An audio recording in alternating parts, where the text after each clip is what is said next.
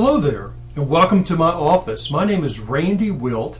I'm the Deputy Director of the University of Texas Project on Conflict Resolution here at the University of Texas at Austin. However, we just call it the UTPCR. I appreciate your time today because we're going to show you here in just a moment a brief, what we call a snippet informational video, which is going to be a sampling of what we do in our 3-hour conflict resolution and conflict management workshop. But before we go to that, let me tell you just a little bit about the UTPCR. We've been around for over 2 decades helping corporate people and campus services here at the University of Texas. We are made up of professionals who've been in the business world, academians, professors, but most of all, we are researchers. Now let me tell you why that is so very important. The University of Texas at Austin is a Tier 1 research institution. So we're constantly looking for up-to-date information on different things that affect you in the corporate world. Our job is to research interpersonal communications, conflict, and issues that relate to conflict. All that we bring to you in our workshop. Well, thank you again for joining us. And we're going to show you this little presentation. At the very end, you're going to see a couple slides. Those slides are going to tell you ways that you can be in contact with us, either by phone or by email. But most of all, I want to tell you is that we're here to work with you, to work with your people, your managers, your supervisors. If we need to just train trainers, we can do that too. All of that is part of our service. We're PhDs, we're masters. All of that comes to you with the strength of the University of Texas. So now sit back, relax, and please enjoy our presentation. Conflict is something that is so seldom fully understood. It's something that people think they quite understand, but invariably as they encounter it, they start realizing that it's going the wrong direction, and what has the ability to actually to open up a dialogue quite often shuts down dialogues. That's why you see conflict in conflict communications creating such a mess in the corporate world. Part of the things we do here at the University of Texas Project on Conflict Resolution is to go in there and to study conflict and to see why it does what it does to people. Now, there's so many different definitions of conflict. I'm going to explain one here in just a moment. But one of the things that is very important is not only trying to analyze conflict and to create the resolution, but know how to manage conflict. In the old days, people said conflict was bad. You never wanted conflict. I remember going to schools and having professors and teachers saying stay away from conflicts. When I got into the corporate world, we would have corporate trainers come in and said, let me tell you how to avoid conflict. But one of the things we have found out is that conflict actually has some very positive attributes. As a matter of fact, here's some some listings of some of the positive attributes of conflict. First of all, we know it's inevitable. It's going to happen. If it didn't happen, boy, I tell you, we'll be living in a perfect world. But then I always go back to the old adage that says that if it doesn't rain occasionally on our parade, we'd be living in a desert. And there's a lot of truth in that.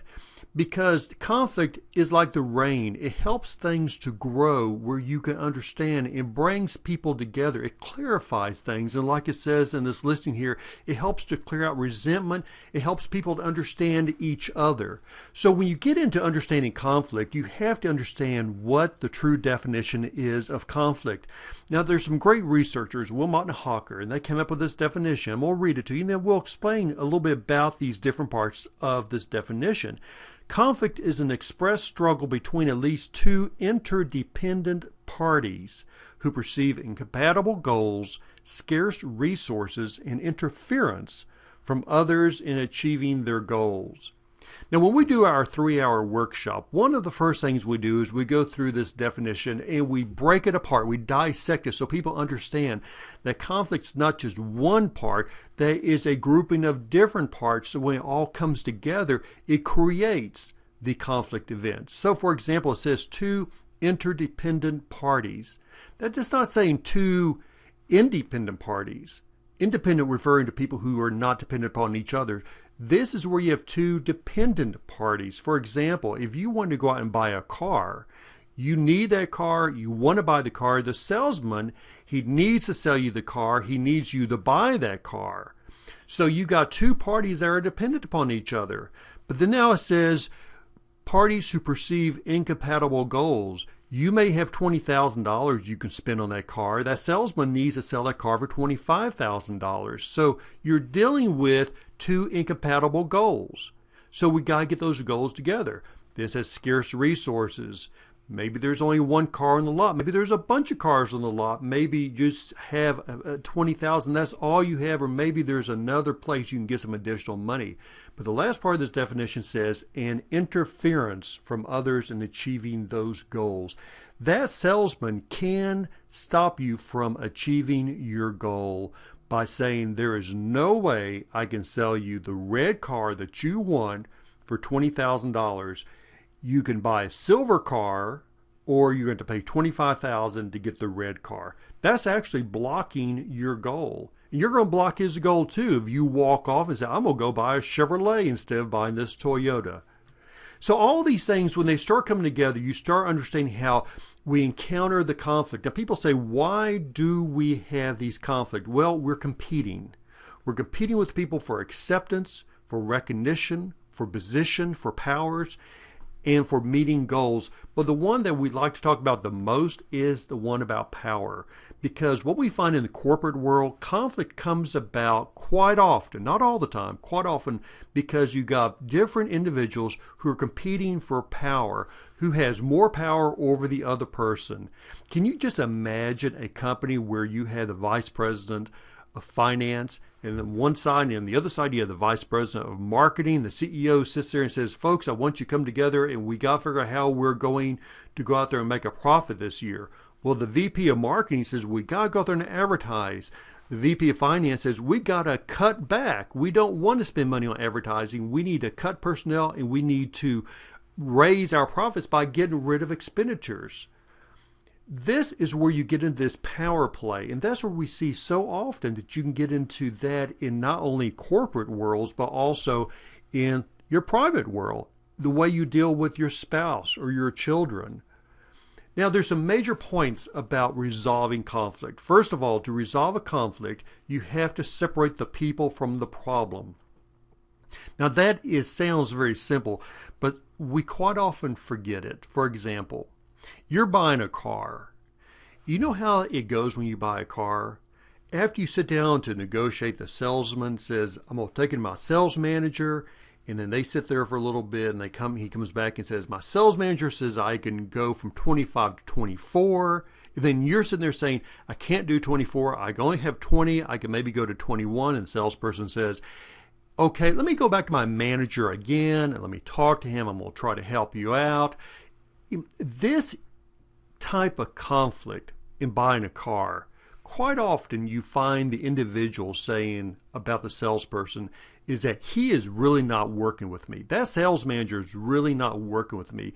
They're trying to take advantage of me. They play me to be stupid when I have actually checked. I've gone and looked at consumer reports. I know what that car's value at. Now the point here, folks, is what's happening is the conflict is about the car. But in the process, we've moved it to the people. We have now moved the conflict where we are having a conflict with the salesman and the sales manager. No, the problem is not the people. The problem is the price. We have to go back and address the price. When it turns over to the conflict about the people, then the problem now has gone to the people and has gone away from the true problem, which in this case would be the price. Number 2 says to invent options, options for mutual gains. That's a great way to say a win-win situation. You have to go in there and find some way that the other person doesn't feel like that you're going to annihilate them, not let them have anything they want, because they have issues, they have goals too. So you're trying to invent options for mutual gain. Now, actually, we have seminars and workshops we teach on this, our negotiation, on how to be an effective negotiator where instead of being a win-lose situation, it becomes a win-win situation. And a good example of that in the car is that think about if the car salesman comes back and says, I can only go down to 23,000, but then at the same time, you know that maybe there's some rebates out there if you finance the car with the motor company credit company or a credit bureau. So you go in there and say, if I finance a car with you, can I get this $2,000 rebate that gets it from 23 down to 21? So here what you're doing is you're trying to form mutual gains. The third one here insists upon objective criterias, and the fourth one is know when to walk away. One of the things about conflicts is that sometimes you just have to walk away. Go away, sleep on it, think about it. Sometimes that's the only way to resolve the conflict. Now, there is a psychologist named, or he still's alive, very, very well-known psychologist who is named John Gottsman. And he does some wonderful research, and he calls it the four horsemen of the apocalypse. And he is sitting there saying that if these four elements happen in the conflict, criticizing, defensiveness, stonewalling, contempt, the chances are that the relationship is going to fall apart. Now, Dr. Gottsman did this looking at, for 20 years, couples that were engaged to be married, and he studied this over 20 years and came up with this very, very well done research. And in the process, he can now very, very accurately determine who is going to be married in 5 to 10 years from now by looking at them today and asking a few questions, and he can determine that. So basically what Dr. Gottsman has done is that he has almost created a crystal ball that allows him to look at a couple that's engaged and look at their ways to handle criticizing, defensiveness, stonewalling, and contempt. Now I want to explain to you exactly how that works, because it really doesn't only affect your spouse, but you can take this into your corporate world, in the way you deal with your coworkers, the way you deal with your subordinates, the way you deal with customers and vendors. People don't realize that, those are relationships that can fall apart. And these destructive conflicts are very, very much applicable to that as they are to a spouse. But you're not going to find out unless you take our workshop, because that's where we go through this. We spend a good period of time, about 20 minutes, explaining how these different destructive conflicts come into play. Now, how do you get in contact with us? Because we do want to work with you. We like to explain the full process of conflict management, conflict resolution. And the best thing to do is go to our website, which is www.utpcr.org.